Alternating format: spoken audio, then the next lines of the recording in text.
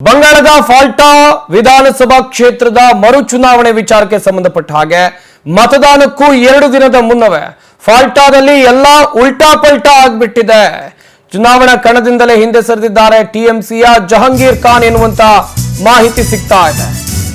West Bengal ಫಾಲ್ಟಾ ವಿಧಾನಸಭಾ ಕ್ಷೇತ್ರ ಇಲ್ಲಿ ಮರು ಚುನಾವಣೆ ಇತ್ತು. ಮತದಾನಕ್ಕೂ 2 ದಿನದ ಮುನ್ನವೇ ಫಾಲ್ಟಾದಲ್ಲಿ ಎಲ್ಲಾ ಉಲ್ಟಾ ಪಲ್ಟಾ ಆಗ್ಬಿಟ್ಟಿದೆ.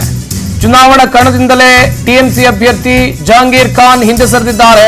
ಫಾಲ್ಟಾ ಕ್ಷೇತ್ರದಲ್ಲಿ ಚುನಾವಣಾ ಅಕ್ರಮ ಹಿನ್ನೆಲೆಯಲ್ಲಿ ನಾಳೆ ಮರುಮತದಾನ ಇತ್ತು. 40,000 ಮತಗಳ ಅಂತರದಿಂದ ಜಹಾಂಗೀರ್ ಖಾನ್ ಗೆದ್ದಿದ್ರು. ಆದ್ರೆ ಕಹಾನಿ ಮೇ ಟ್ವಿಸ್ಟ್ ಅನ್ನೋ ಹಾಗೆ ಈಗ ಕಣದಿಂದಲೇ ಹಿಂದೆ ಸರಿದಿದ್ದಾರೆ. ಐಪಿಎಸ್ ಅಧಿಕಾರಿಗೆ ಆವಾಜ್ ಹಾಕಿದ್ರು ಈ ಜಹಾಂಗೀರ್ ಖಾನ್. ನೀವು ಸಿಂಗಮ್ ಆದ್ರೆ ನಾನು ಪುಷ್ಪ ಅಂತೇಳಿ ಆವಾಜನ್ನ ಈ ವ್ಯಕ್ತಿ ಹಾಕಿದ್ರು.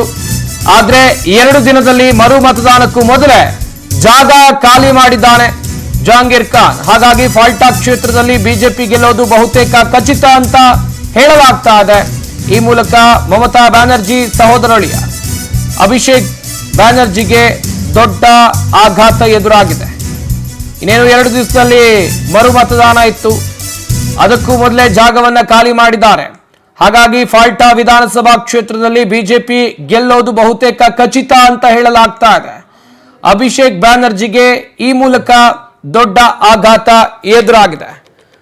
ಫಾಲ್ಟಾ ವಿಧಾನಸಭಾ ಕ್ಷೇತ್ರ ವೆಸ್ಟ್ ಬೆಂಗಾಲ್ನ ದಕ್ಷಿಣ 24 ಪರಗಣ ಜಿಲ್ಲೆಯಲ್ಲಿ ಬರುತ್ತೆ. ಡೈಮಂಡ್ ಹಾರ್ಬರ್ ಲೋಕಸಭಾ ಕ್ಷೇತ್ರದ ಹೆಸರನ್ನ ಕೇಳಿರಬಹುದು ನೀವು. ಅದರ ವ್ಯಾಪ್ತಿಗೆ ಬರುವಂತ ಒಂದು ವಿಧಾನಸಭಾ ಕ್ಷೇತ್ರ ಇದು. ಇಲ್ಲಿ ಚುನಾವಣಾ ಅಕ್ರಮ ಆಗಿತ್ತು. ಈ ಕಾರಣಕ್ಕಾಗಿ ಮರು ಮತದಾನ ಮಾಡೋಕೆ ಚುನಾವಣಾ ಆಯೋಗ ಘೋಷಣೆಯನ್ನ ಮಾಡಿತ್ತು. ಅದರಂತೆ ಮರು ಮತದಾನಕ್ಕೆ 2 ದಿನಕ್ಕೂ ಮುನ್ನವೇ ಎಲ್ಲ ರೀತಿಯಾಗಿ ಅಲ್ಲಿ ಉಲ್ಟಾ ಪಲ್ಟಾ ಆದಂತೆ ಕಾಣ್ತಾ ಇದೆ. ಕಾರಣ ಟಿಎಂಸಿಯ ಅಭ್ಯರ್ಥಿ ಜಹಾಂಗೀರ್ ಖಾನ್ ಈ ಹಿಂದೆ ಅದೇ ಕ್ಷೇತ್ರದಲ್ಲಿ ಸ್ಪರ್ಧೆ ಮಾಡಿ ಗೆದ್ದು ಬಂದಂತ ಟಿಎಂಸಿಯ ಪ್ರಬಲ ನಾಯಕ ಎನಿಸಿಕೊಂಡಿರುವಂತ ಜಹಾಂಗೀರ್ ಖಾನ್ ಚುನಾವಣಾ ಕಣದಿಂದ ಹಿಂದೆ ಸರಿದಿದ್ದಾರೆ. ಈ ಮೂಲಕ ಬಿಜೆಪಿಗೆ ಮುನ್ನಡೆ ಆಗಬಹುದು. ಆ ಕ್ಷೇತ್ರದಲ್ಲಿ ಬಹುತೇಕ ಬಿಜೆಪಿಯೇ ಗೆಲ್ಲಬಹುದು ಎನ್ನುವಂತ ಲೆಕ್ಕಾಚಾರ ಜೋರಾಗಿದೆ. নিজেকে সিংহ মনে করে সিনেমার আবিষে আমরাও পুষ্পা ঝুঁকে নেই। আমরা ঝুঁকবো সাধারণ মানুষের কাছে, আমরা ঝুঁকবো গণদেবতার কাছে। উনি নিজেকে সিংহ মনে করে সিনেমার আবিষে আমরাও পুষ্পা ঝুঁকে নেই।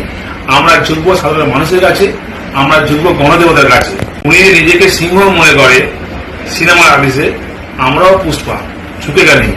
আমরা ঝুঁকবো সাধারণ মানুষের কাছে, আমরা ঝুঁকবো গণদেবতার কাছে। উনি নিজেকে সিংহ মনে করে সিনেমার আবিষে আমরাও পুষ্পা ঝুঁকে নেই। আমরা ঝুঁকবো সাধারণ মানুষের কাছে, আমরা ঝুঁকবো গণদেবতার কাছে। উনি নিজেকে সিংহ মনে করে সিনেমার আবিষে আমরাও পুষ্পা ঝুঁকে নেই। আমরা ঝুঁকবো সাধারণ মানুষের কাছে, আমরা ঝুঁকবো গণদেবতার কাছে।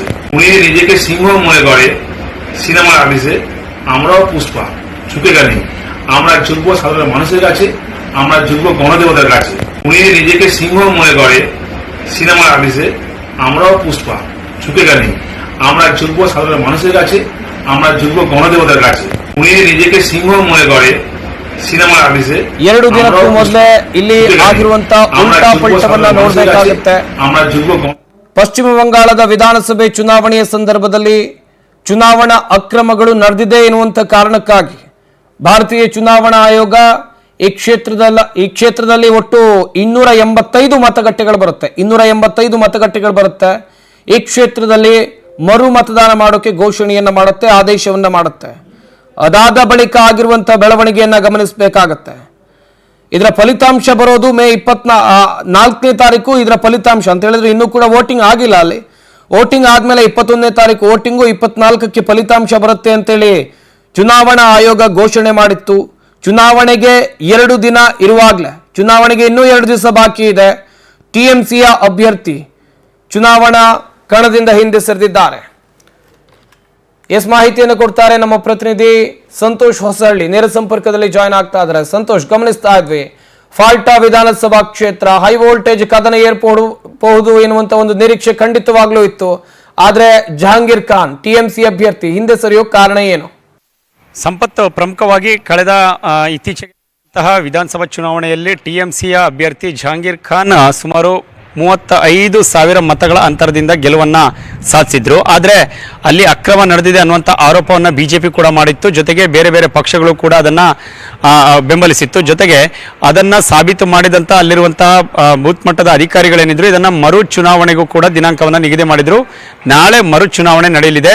ಆದರೆ ಒಂದು ದಿನ ಮುಂಚಿತವಾಗಿ ಇದೀಗ ಮತ್ತೊಂದು ರೀತಿಯಾದಂತಹ ಬೆಳವಣಿಗೆ ನಡೆಯುವಂತಹ ಗಮನಿಸಬೇಕಾಗುತ್ತೆ. ಸುಮಾರು 35,000 ಅಂತರದ ಮತಗಳಿಂದ ಟಿಎಂಸಿ ಅಭ್ಯರ್ಥಿ ಜಹಾಂಗೀರ್ ಖಾನ್ ಗೆದ್ದಿದ್ರು. ಆದರೆ ಅವರೇ ಇವತ್ತು ಆ ಒಂದು ಕ್ಷೇತ್ರದಿಂದ ನಾಪತ್ತೆ ಆಗಿದ್ದಾರೆ ಅನ್ನುವಂಥದ್ದನ್ನು ಕೂಡ ಹೇಳಲಾಗ್ತಾ ಇದೆ. ಆದರೆ ಅವರು ಯಾಕೆ ಆ ಒಂದು ಕ್ಷೇತ್ರವನ್ನು ಬಿಟ್ಟು ಹೋಗಿದ್ದಾರೆ ಅಥವಾ ಅವರನ್ನ ಕಿಡ್ನಾಪ್ ಮಾಡಲಾಗಿದೆಯೋ ಅಥವಾ ಬೇರೆ ಏನಾದರೂ ಇಲ್ಲಿ ಸಂಚುಗಳು ನಡೆದಿದೆ ಇದರ ಬಗ್ಗೆ ಇನ್ನೂ ಕೂಡ ಮಾಹಿತಿ ಲಭ್ಯವಾಗ್ತಾ ಇಲ್ಲ. ಆದರೆ ಅವರು ನಾಪತ್ತೆ ಆಗಿರೋದ್ರಿಂದ ಬಹುತೇಕ ಸದ್ಯಕ್ಕೆ ಬಿಜೆಪಿ ಮತ್ತು ಟಿಎಂಸಿ ನಡುವೆ ಹಣಾಹಣಿ ನಡೆದಿತ್ತು. ಆ ಕಾರಣದಿಂದಾಗಿ ಬಿಜೆಪಿ ಅಭ್ಯರ್ಥಿ ಗೆಲುವನ್ನು ಸಾಧಿಸಲಿದ್ದಾರೆ ಅನ್ನುವಂಥದ್ದನ್ನ ಇಲ್ಲಿ ನಿರೀಕ್ಷೆನೆ ಇಟ್ಟುಕೊಳ್ಳಲಾಗಿದೆ. ಬಹುತೇಕ ಅವರನ್ನ ಜಹಾಂಗೀರ್ ಖಾನ್ ಇಲ್ಲಿ ನಾಪತ್ತೆ ಆಗಿರೋದಕ್ಕೆ ಪ್ರಮುಖ ಕಾರಣಗಳು ಇನ್ನೂ ಕೂಡ ಸ್ಪಷ್ಟವಾಗಿಲ್ಲ. ಅಲ್ಲಿ ನಾನಾ ರೀತಿಯಾದಂತಹ ಬೆದರಿಕೆ ಕರೆಗಳು ಕೂಡ ಹಿಂದೆ ಬಂದಿತ್ತು ಅನ್ನೋಂಥದ್ದನ್ನ ಆರೋಪ ಮಾಡ್ತಾ ಇತ್ತು. ಟಿಎಂಸಿ ಪಕ್ಷವು ಕೂಡ ಆರೋಪ ಮಾಡ್ತಾ ಇತ್ತು. ಅದಕ್ಕೆ ಒಂದು ಪುಷ್ಟಿ ನೀಡುವಂತೆ ಇವತ್ತು ಅವರು ನಾಪತ್ತೆ ಆಗಿದ್ದಾರೆ. ಈ ಕಾರಣದಿಂದಾಗಿ ಅಲ್ಲಿ ಬೇರೆ ಏನೇನು ಬೆಳವಣಿಗೆಗಳು ನಡೆದಿರಬಹುದು. ಆದರೆ ಇನ್ನೂ ಕೂಡ ಅದನ್ನು ಅಧಿಕೃತವಾಗಿ ಯಾವೊಂದು ಕಾರಣಕ್ಕಾಗಿ ಅವರು ನಾಪತ್ತೆ ಆಗಿದ್ದಾರೆ ಅನ್ನುವಂಥದ್ದು ಕೂಡ ಸ್ಪಷ್ಟವಾಗಿಲ್ಲ. ಜೊತೆಗೆ ಈ ಹಿಂದೆ ಚುನಾವಣೆ ಸಂದರ್ಭದಲ್ಲಿ IAS ಅಧಿಕಾರಿಯ ಮೇಲೆ ಅವರು ವಾಗ್ದಾಳಿಯನ್ನು ನಡೆಸಿದ್ರು, ಜೊತೆಗೆ ಆರೋಪಗಳನ್ನು ಮಾಡಿದ್ರು ಅನ್ನುವಂಥದ್ದು ಇಲ್ಲಿ ಗಮನಿಸಬೇಕಾಗುತ್ತೆ. ಆ ಕಾರಣಕ್ಕಾಗಿ ಮುಖ್ಯವಾಗಿ ಅಲ್ಲಿ ವಾಗ್ವಾದಗಳು ಇಬ್ಬರು ವ್ಯಕ್ತಿಗಳ ನಡುವೆ ನಡೀತು. ಒಂದು ಕಡೆ ಪೊಲಿಟಿಷಿಯನ್, ಮತ್ತೊಂದು ಕಡೆಗೆ ಅಧಿಕಾರಿ ಬ್ಯೂರೋಕ್ರಾಟ್ಸ್ ಇಬ್ಬರ ನಡುವೆ ನಡೆದಂತಹ ಮಾತಿನ ಚಕಮಕಿಯಿಂದಾಗಿ ಜೊತೆಗೆ ಹಗರಣಗಳು ಕೂಡ ನಡೆದಿತ್ತು ಅನ್ನುವಂಥ ಆರೋಪಗಳಿದ್ದಂಥ ಕಾರಣದಿಂದಾಗಿ ಅಲ್ಲಿ ಮರು ಚುನಾವಣೆಗೆ ದಿನಾಂಕವನ್ನು ನಿಗದಿ ಮಾಡಲಾಯಿತು. ಹಾಗಾಗಿ IAS ಅಧಿಕಾರಿಗಳು ಸಹಜವಾಗಿ ಕೆಲವೊಂದಿಷ್ಟು ಆಡಳಿತವನ್ನ ದುರುಪಯೋಗ ಮಾಡಿಕೊಳ್ಳುವಂಥದ್ದನ್ನಲ್ಲಿ ಗಮನಿಸಬೇಕಾಗುತ್ತೆ. ನಾನು ಸಿಂಗಂ ಇದ್ದೀನಿ ಅನ್ನುವಂಥ ಒಂದು ಮಾತನ್ನ ಕೂಡ ಅಲ್ಲಿ ಪ್ರಸ್ತಾಪ ಮಾಡಿರ್ತಾರೆ. ಅದಕ್ಕೆ ಪ್ರತ್ಯುತ್ತರವಾಗಿ ನೀನು ಸಿಂಗಂ ಇದ್ರೆ ನಾನು ಪುಷ್ಪ ಇದ್ದೀನಿ, ಈ ರೀತಿಯಾದಂತಹ ಸಿನಿಮೆಯ ಡೈಲಾಗ್ಗಳನ್ನು ಹೊಡೆಯುವ ಮೂಲಕವಾಗಿ ರಾಜಕೀಯ ವ್ಯಕ್ತಿಗಳು ಇದನ್ನ ದುರುಪಯೋಗ ಪಡಿಸಿಕೊಂಡಿದ್ರು. ಜೊತೆಗೆ ಹಗರಣ ನಡೆದಿದೆ ಅನ್ನುವಂಥ ಕಾರಣದಿಂದಾಗಿ ಅಕ್ರಮ ಹಗರಣಗಳು ನಡೆದಿತ್ತು ಆ ಒಂದು ಕ್ಷೇತ್ರದಲ್ಲಿ ಅನ್ನೋ ಕಾರಣಕ್ಕಾಗಿ ಇದೀಗ ಮರುಚುನಾವಣೆ ನಡೀತಾ ಇದೆ. ಆ ಕಾರಣದಿಂದಾಗಿ ಇದೀಗ ಆ ವ್ಯಕ್ತಿ ನಾಪತ್ತೆ ಆಗಿರೋದ್ರಿಂದ ಅಭ್ಯರ್ಥಿ ಅಲ್ಲಿ ಬೇರೆ ರೀತಿಯ ಓಕೆ